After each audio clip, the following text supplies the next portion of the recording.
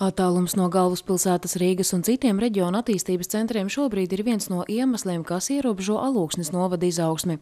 Daudz investoru labprātāk sadarbības partners meklē blīvāk apdzīvotās teritorijās nekā pierobežā, līdz ar to arī uzņēmēji zaudē motivāciju uzsākt biznesu Alūksnē un tās apkārtnē. Lai to mainītu un iedrošinātu uzņēmējus savas idejas realizēt, Alūksnes novada pašvaldība ir izveidojusi uzņēmēju darbības atbalsta centru.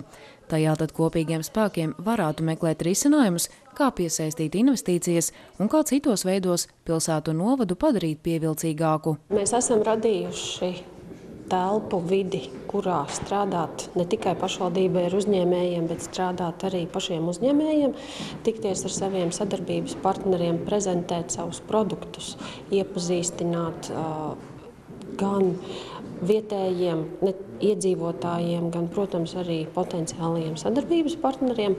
Jo līdz šim mums šāda iespēja nav bijusi. Uzņēmējdarbības atbalsta centrs izveidots nesen rekonstruētajā Alūksnes kultūras centrākā, kur uzņēmējiem būs iespēja nevien rīkot seminārus un aicināt uz diskusijām dažādu nozaru pārstāvjus, bet telpas izmantot arī saziņai tiešsaistē ar Rīgu un citiem reģioniem, kā arī ārzemēm, izmantojot telekomunikācijas sniegtās iespējas.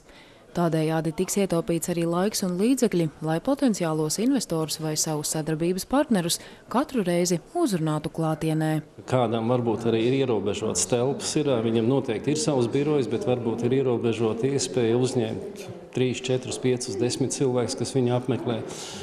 Varbūt nav arī, kā teikt, to tehnoloģisko iespēju, kas šeit tiek piedāvāts ir.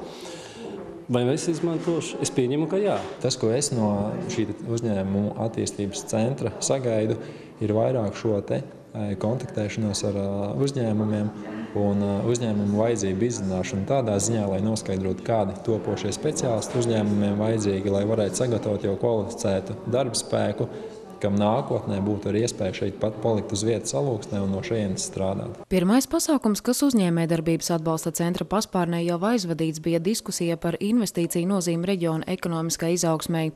Tajā uzņēmēji un pašvaldības pārstāvi tikās ar dažādu nozaru speciālistiem, lai uzzinātu, kādas šobrīd ir līdzekļu piesaistes iespējas gan uzņēmumu, gan novada attīstībai. Viens no problēmu jautājumiem, kas diskusijas laikā parādījās un ko pašvaldība turpmāk vēlas kopīgiem spēkiem risināt ar novadu uzņēmējiem, ir ierobežotās iespējas apgūt Eiropas Savienības struktūru fondu līdzekļus. Parādīsies pavisam drīz jauna programma, kuru administrē ekonomikas ministrijā, un tur programma tiks atbalstīta tām teritorijām vai respektīvi pilsētām no 10 000 iedzīvotājiem. Šobrīd mūsu pilsētā ir nedaudz virs 8 000 iedzīvotāji. Tas nozīmē to, ka mūsu teritorija krīt ārā. Un šobrīd kopā ar uzņēmējiem mums ir jāizdiskutē, cik mums ir svarīga šī programma.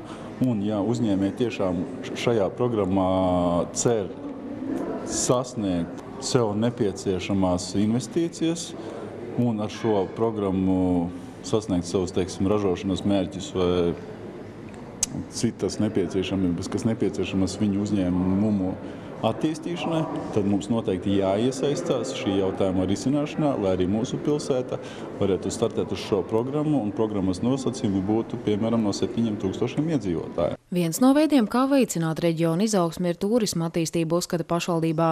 Ņemot vērā, ka pēdējos gados Alūksnē turistu skaits pieaug, visai apjomīgas investīcijas iecerēts piesaistīt tieši šajā jomā. Ideja ir Alūksnes ezera krastā izveidot veselības veicināšanas centru, kas vienlaikus kalpot arī kā viesnīca, kur izmitināt nevien turistus, bet arī pašvaldībai un uzņēmējiem, potenciālos investorus un sadarbības partnerus.